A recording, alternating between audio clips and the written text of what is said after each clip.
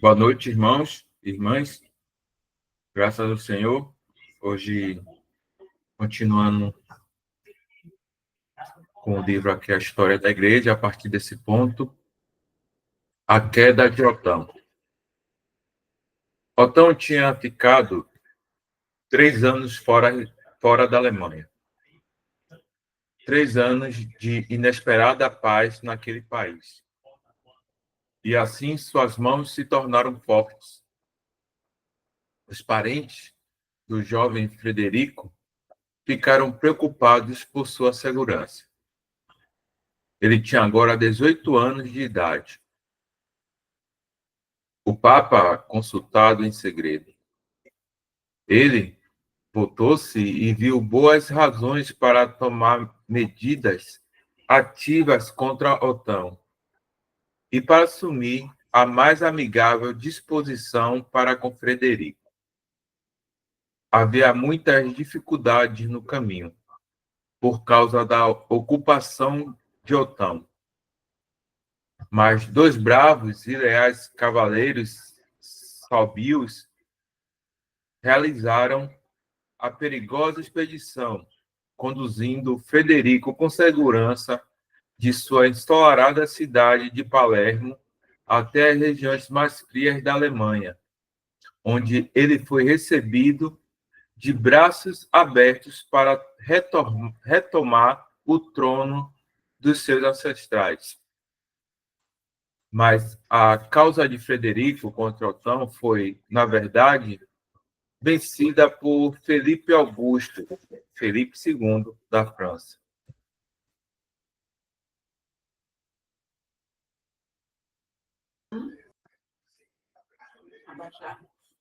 Entre os dois rivais pelo Império não houve grandes batalhas. A França, por muito tempo, tinha sido uma amiga constante dos sábios, assim como a Inglaterra o tinha sido dos saxões. Filipe entrou em uma estreita aliança com Frederico. O conde de Flandres, os príncipes do Baixo Reno e o reino da Inglaterra se associaram a Otão. À frente de um grande exército, ele avançou com o impulso de uma paixão vingativa em direção às fronteiras da França. Ele considerava Filipe o verdadeiro autor de todos os seus infortúnios. Mas seu vigilante adversário estava pronto para recebê-lo. No dia 27 de julho de 1214, uma grande batalha foi lutada no vilarejo de Bouvines, não longe de Lila. Filipe Augusto foi vitorioso sobre o último dos de Otão e de seus aliados. Ele sobreviveu à sua queda há cerca de 5 anos, os quais lhe foi permitido passar em penitência monástica sem ter sido formalmente deposto. Lembrando aos irmãos que estão em comunhão que podem interromper para fazer algum pensamento, comentário. Irmãos, fiquem à vontade. No ano seguinte, Frederico II foi coroado em Aix-la-Chapelle. E, no entusiasmo do momento, ele, como muitos outros, fez um voto de ir pessoalmente em uma cruzada à Terra Santa.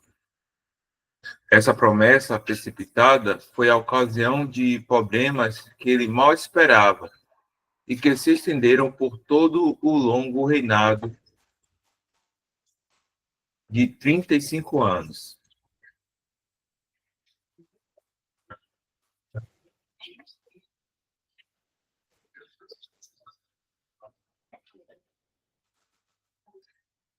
Inocêncio e Filipe Augusto.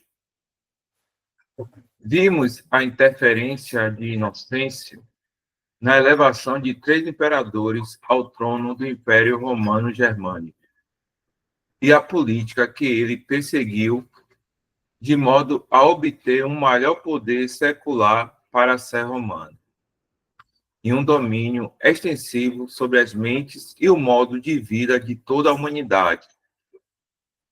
Agora, o seguimos ao reino da França, para ali testemunhar uma expressão do mesmo poder pontifício, mas sobre outras bases e por outros objetivos. Agora, ele aparece como protetor da inocência contra o erro, o pregador da moral cristã e o mantenedor da santidade do vínculo matrimonial. Poderíamos estar dispostos a supor que, em sua disputa com Felipe II da França, ele possa ter atuado por um motivo correto, mas sua conduta exterior é marcada pelo espírito ditatorial que até então caracterizava seu reinado.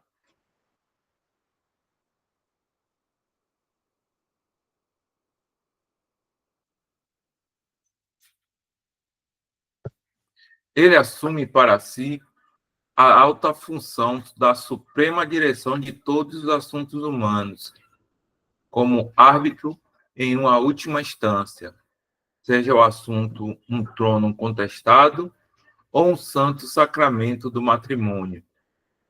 Mas nosso principal objetivo sobre esse título é dar ao leitor um exemplo de como o reino inteiro foi colocado sobre o banimento papal. É difícil, em nossos dias, acreditar nas terríveis consequências disso. Dá um tempo aqui.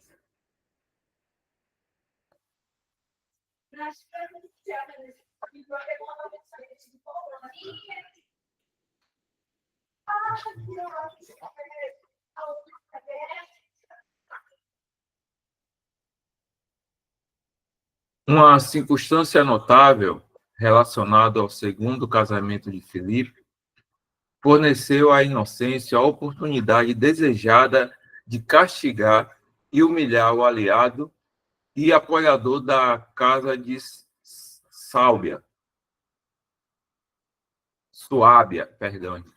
da casa de Suábia. Em seu retorno da cruzada de 1193, ele foi atraído pela fama da beleza e virtudes de Ingeborg, ou Isenburg, irmã do rei da Dinamarca. A mão do rei da França foi prontamente aceita e o dote fixado. Ela chegou à França sob o comando de uma nobreza dinamarquesa, e o rei apressou-se a encontrá-la em Ames. No dia seguinte do casamento deles, o casal real foi coroado, mas durante a cerimônia de coroação, percebia-se que Felipe estremecia e estava pálido.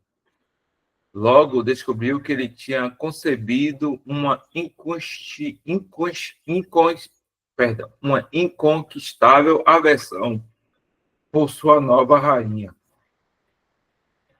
Como não se podia achar uma causa verdadeira para tal mudança no rei, o fato foi popularmente atribuído à feitiçaria ou alguma influência diabólica.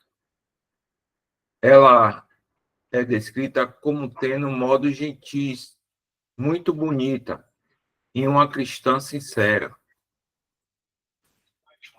Filipe propôs enviá-la de volta para a Dinamarca, mas seus súditos recusaram realizar tal vergonhoso ofício, e ela própria tinha se determinado a permanecer na França. O rei se encontrava, então, em grande dificuldade.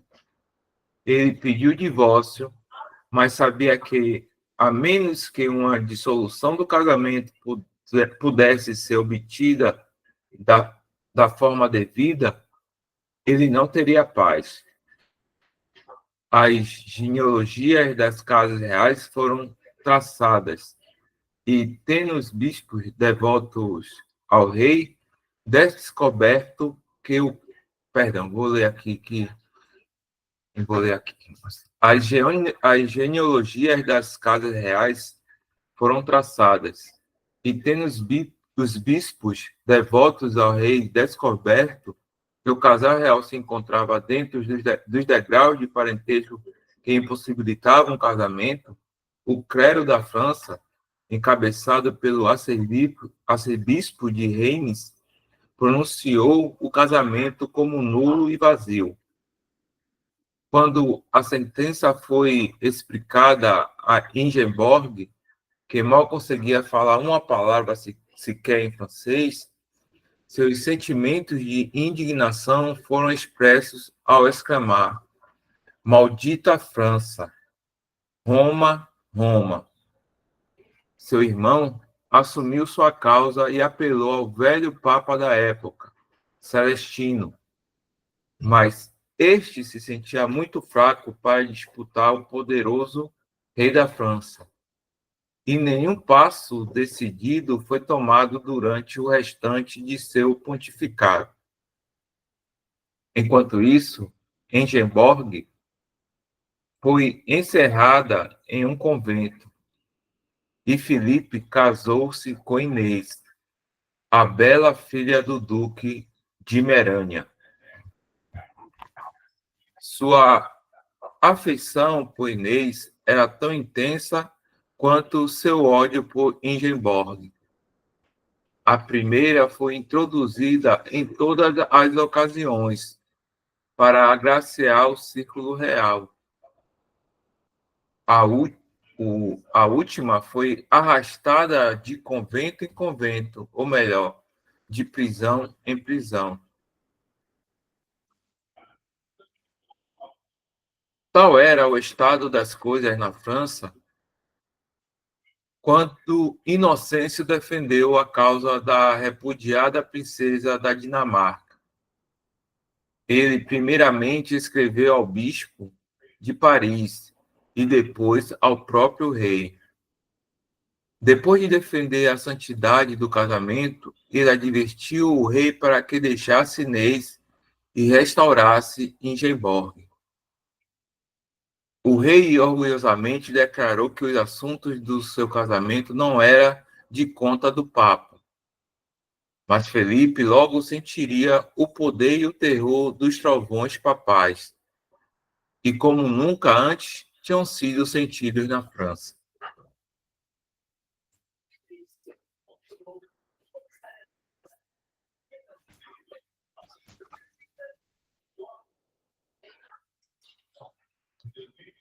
O legado papal na França. Pedro, cardeal de Santa Maria na Vila Lata,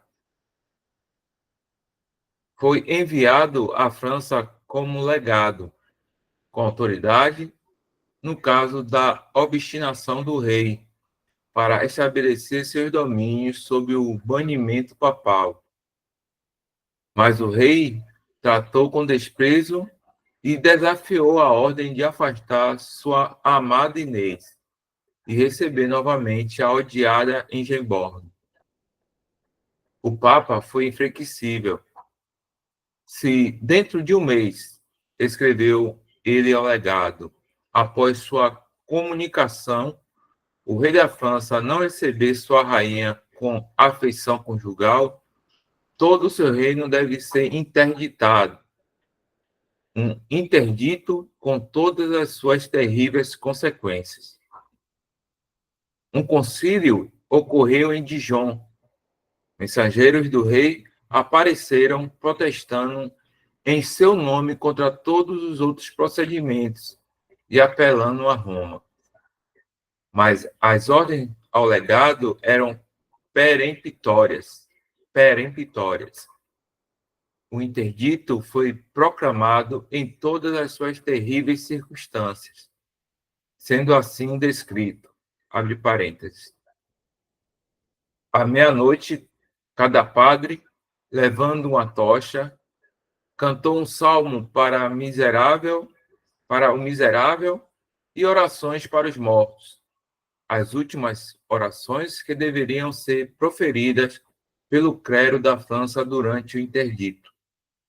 Os crucifixos foram cobertos com um tecido preto, as relíquias escondidas dentro das tumbas. A hóstia foi dada consumida. O cardeal, vestindo sua estola violeta, pronunciou os territórios do rei da França como estando sob o banimento. Todos os serviços religiosos daquela época cessaram. Não havia mais acesso ao céu pela oração ou oferta. Apenas os soluços das mulheres mais velhas e crianças quebravam o silêncio. O interdito foi pronunciado em Dijon. Apenas o batismo das crianças e a extrema-unção dos moribundos foram permitidos pela Igreja durante o período em que o reino esteve sob a maldição do banimento papal.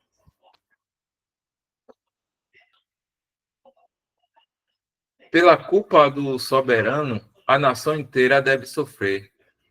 Assim deve ter pensado o Papa, para que o seu coração possa ser amolecido, seja por piedade, pela miséria de seu povo, ou pelo medo do seu descontentamento, pois a morte, nessa época, era tida como uma perdição eterna. Oh, quão terrível! Exclamou uma testemunha ocular. Qual lamentável espetáculo aquilo foi em todas as nossas cidades. Ver as portas das igrejas vigiadas e cristãos tirados delas como cães. Todos os ofícios divinos cessaram. O sacramento do corpo e do sangue para a alma não mais se oferecia. O povo não se reunia mais como de costume nos festejos aos santos. Os corpos dos mortos não eram admitidos ao enterro cristão, e o fedor deles infectava o ar, e a visão repugnante deles chocava os vivos.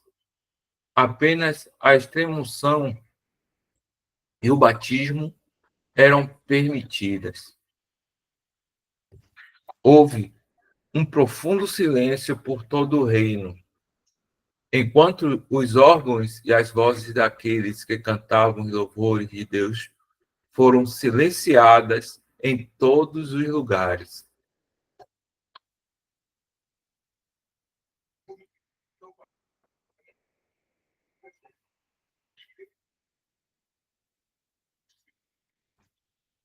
A ira do rei. Filipe Augusto, Filipe II, foi um príncipe orgulhoso, arrogante e cheio de si. Não acostumado a suportar silenciosamente uma tão grande interferência. Ele irrompeu em ataques de fúria e jurou pela espada de Carlos Magnus que preferia perder metade dos seus domínios do que se separar de Inês de Meranha. Ele ameaçou o clero com medidas extremas se eles ousassem obedecer o Papa. Ingeborg foi capturada, arrastada de seu claustro e aprisionada no reforçado castelo de Etampes.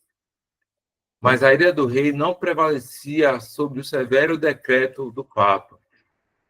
Os barões, cujo poder ele tinha reduzido, não se preocuparam em apoiá-lo. O povo estava em um estado de piedosa revolta. Eles tinham se reunido ao redor das igrejas, forçavam as portas. Eles estavam determinados e não ficaram privados de seus serviços religiosos. O rei ficou alarmado com os motins entre o povo e prometeu obedecer o Papa.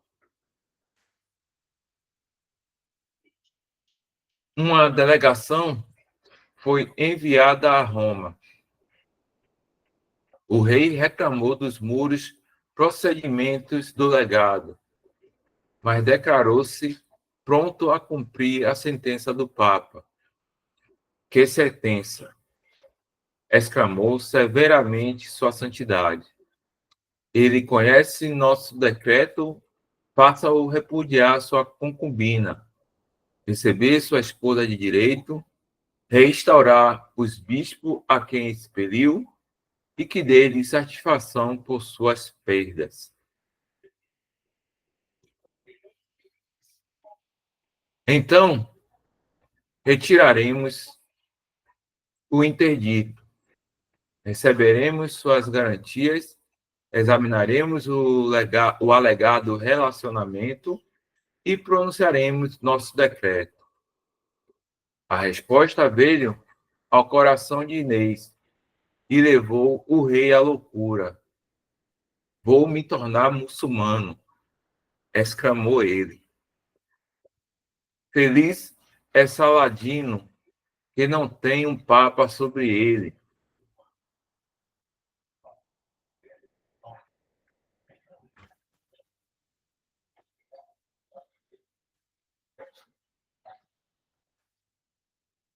Mas o arrogante Filipe tinha que se curvar. As afeições e os sentimentos religiosos de todas as classes estavam do lado do clero.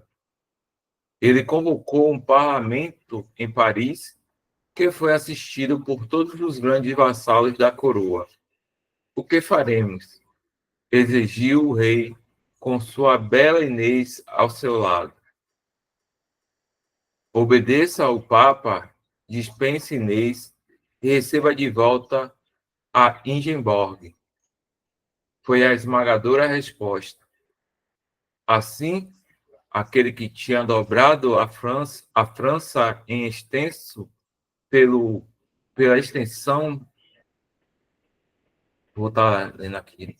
Assim, aquele que tinha dobrado a França em extensão pelo gume afiado de sua espada e pela prudência de sua política, aquele que tinha erguido a coroa a uma certa independência acima dos grandes senhores feudais, agora esse mesmo tinha que beber o churume da humilhação na presença dos nobres da França a pedido do Papa.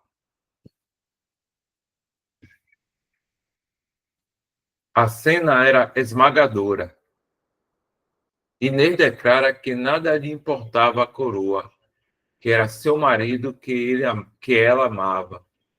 Uma estranha, filha de um príncipe cristão, jovem e ignorante do mundo, tinha se casado com o rei e com ele tivera 2 filhos.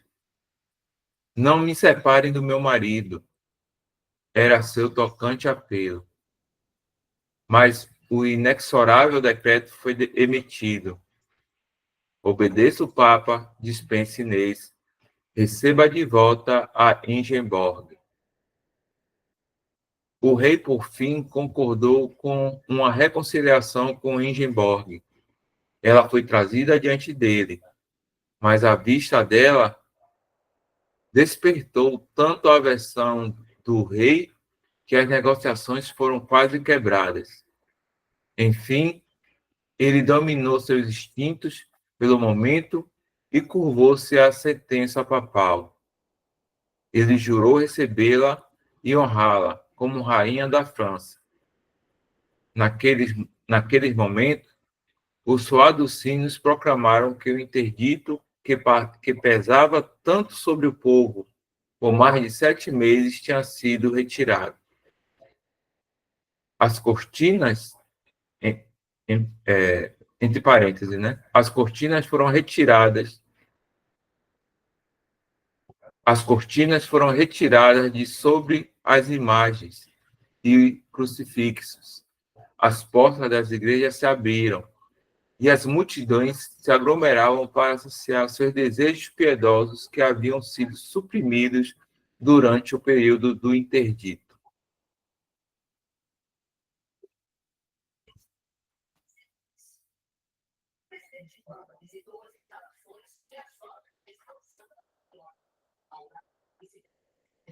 Eu lembrei daquela passagem de onde vêm as guerras e pelejas, né? Quando fala que vem da cobiça do homem, né? Que a história aí mostra que ele, quando viu Ingeborg, né? Que era tão bonita como Inês, né? Ele quis, mas quando na hora do, acho que logo após o casamento, ele repudiou. E aí entra a questão do, das coroas, né, dos países, as questões diplomáticas e também, como a gente vê aí sempre, o clero, né, de Roma sempre interferindo em todos os países que ela tem domínio, né? Um certo domínio, não, uma certa influência, né? Tanto na esfera política, religiosa e do seu poderio.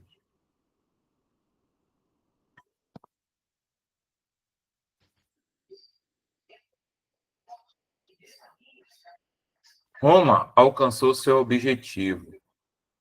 Ela triunfou sobre o maior rei da cristandade. E assim cumpria-se a palavra de Deus. A mulher que viste é a grande cidade que reina sobre os reis da terra. Apocalipse 17:18.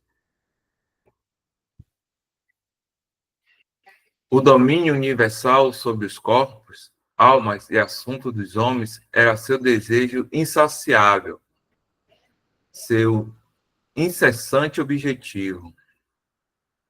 E além dessa demonstração de poder, não podemos supor que Roma tivesse qualquer outro maior objetivo em vista, pois tinha sancionado no grande predecessor de Filipe, Luís VII, uma conduta muito mais ultrajante.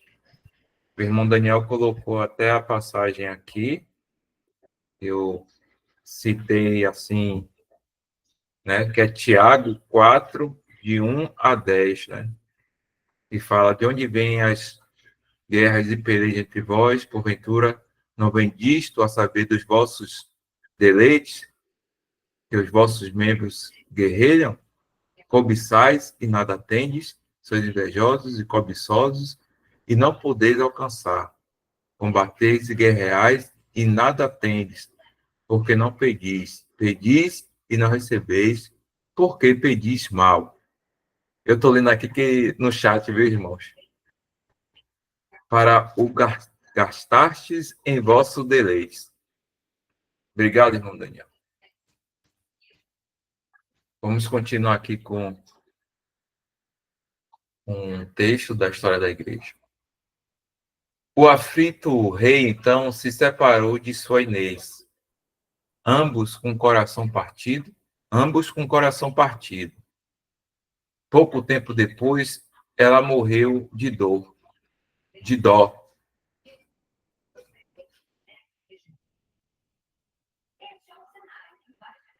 É isso.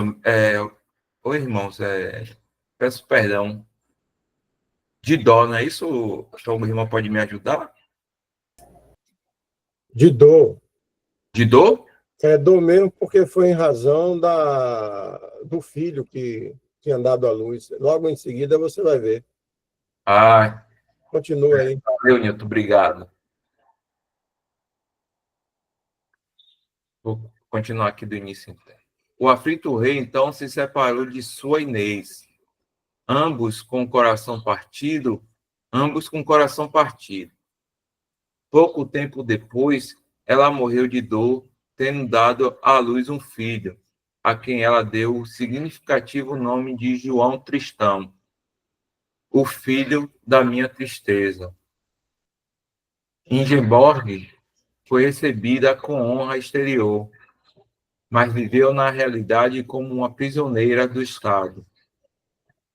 Nada podia jamais induzir Filipe a viver com ela como sua esposa, embora tenha consentido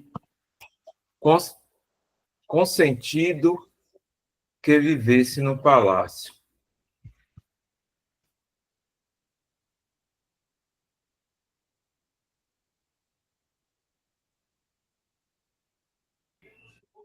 Novas disputas entre a França e a Inglaterra desviaram a mente de Inocêncio da rainha negligenciada e abriram um campo mais convidativo para sua mente ativa e ambiciosa.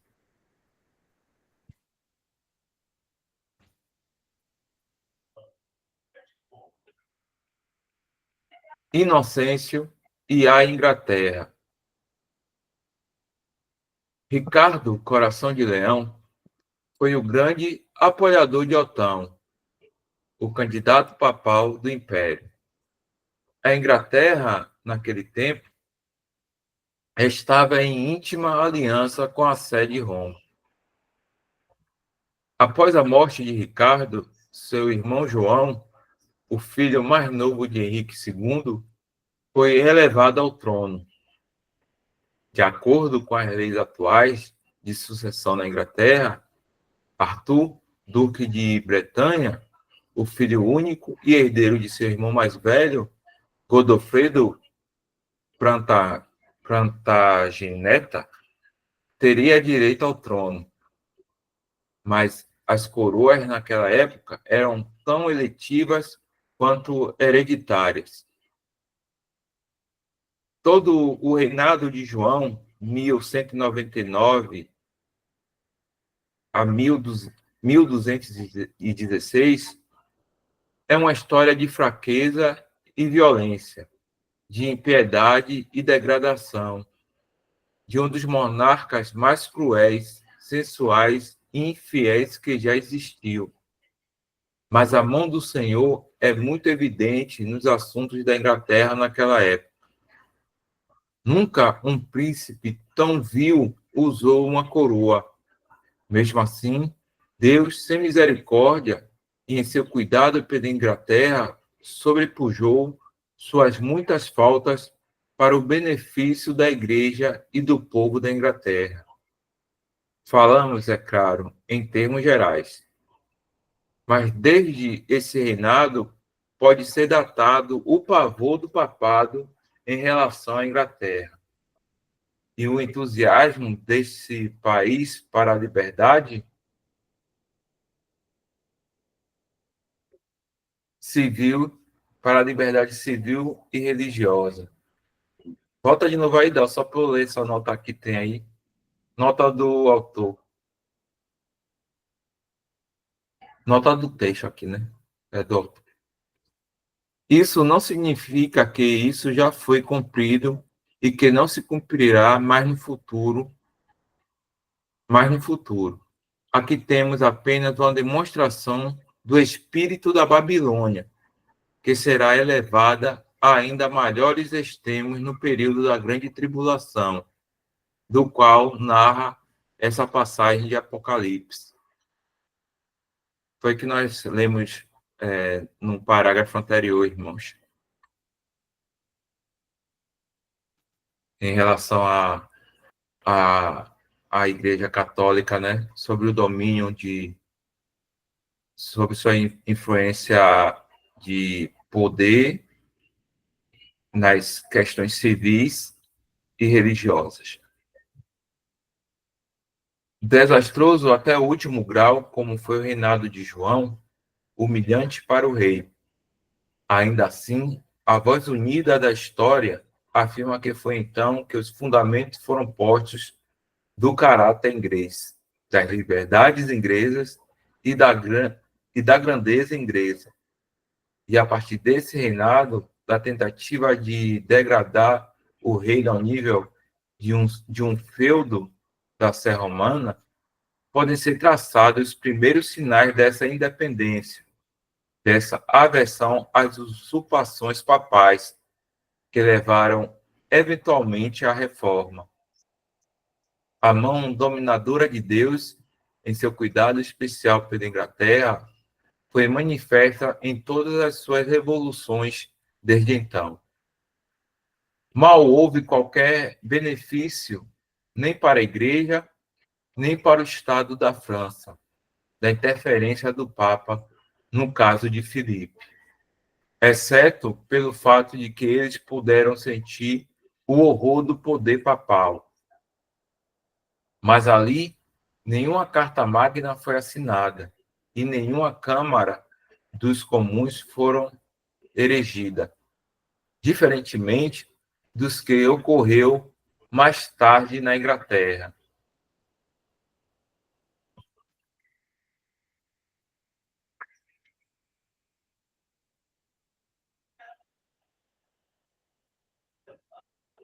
A gente vê a mão de Deus nessas questões, né, que, como nós lemos aqui, né, que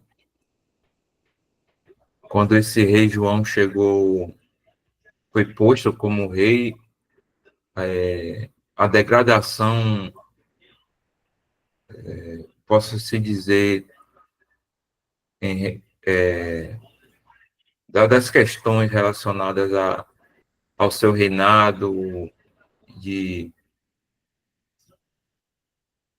dos relacionamentos civis, que fala que ele foi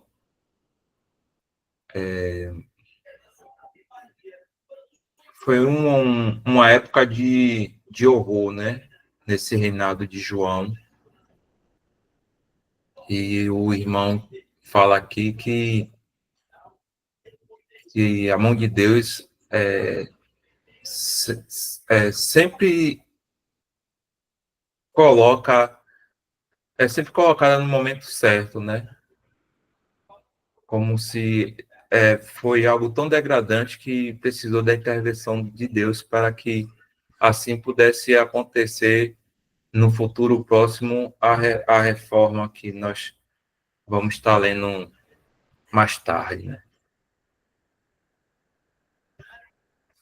Mal houve qualquer benefício, nem para a Igreja, nem para o Estado da França, da interferência do Papa no caso de Filipe, exceto pelo fato de que eles puderam sentir o horror do poder papal. Mas ali nenhuma carta magna foi assinada e nenhuma Câmara dos Comuns foram erigida, diferentemente do que ocorreu mais tarde na Inglaterra. Um dos primeiros e grandes escândalos de João revelam a mais clara luz o caráter sem princípios da política de Inocêncio. João tinha sido casado por 12 anos com uma das filhas do conde de Gloucester, antes de subir ao trono. Depois disso, aspirando uma conexão com a realeza, ele buscou uma dissolução e, assim, o obsequioso arcebispo de Bordeaux dissolveu o vínculo matrimonial. De repente, ele ficou encantado com uma senhora, que era a noiva prometida do conde de Mark. Levou-a e casou-se com ela, enquanto sua própria esposa ainda era viva. Mas o que iria dizer agora o Papa sobre o santo sacramento do matrimônio? Ele cujo horror e tais conexões tinham tão inexoravelmente demonstrado no caso de Filipe e Inês, poderíamos esperar que rápidos e carregados seus trovões voariam até o rei adúltero, mas não. nenhuma censura foi pronunciada de Roma, nem contra o rei, nem contra o arcebispo. Ele confirma a dissolução do casamento perante a face de Deus, da Igreja e do mundo. Tal era a flagrante iniquidade da sua santidade, sua infabilidade. Mas por que essa demonstração de tal parcialidade para com João? Porque ele foi apoiador de Otão e o inimigo da casa de Suábia. Mas enquanto o Papa permanecia quieto, o mundo estava escandalizado. Tal traje de um grande vassalo era uma violação da primeira lei do feudalismo. Os barões de Anjou, Tourane, Poitou e Maine estavam ansiosos para vingar a indignidade oferecida a Hugo de Lamarck, e desde aquele dia eles se consideravam absolvidos de sua fidelidade a João. Eles apelaram a Filipe, rei da França, por uma reparação. Filipe Augusto sentiu sua força e convocou o rei inglês para responder em suas cortes de Paris pelos erros cometidos contra o conde Marc. João não apareceu. Isso levou a uma guerra ruinosa e a perda de imensos territórios na França e na Inglaterra. Em poucos meses, Filipe arrancou de João a grande herança de rolo. O grande ducato agronormando, que nos dias de seu pai Henrique II equivalia em extensões dos seus territórios, receitas, forças e riquezas a todos os territórios sobre os quais o rei da França dominava.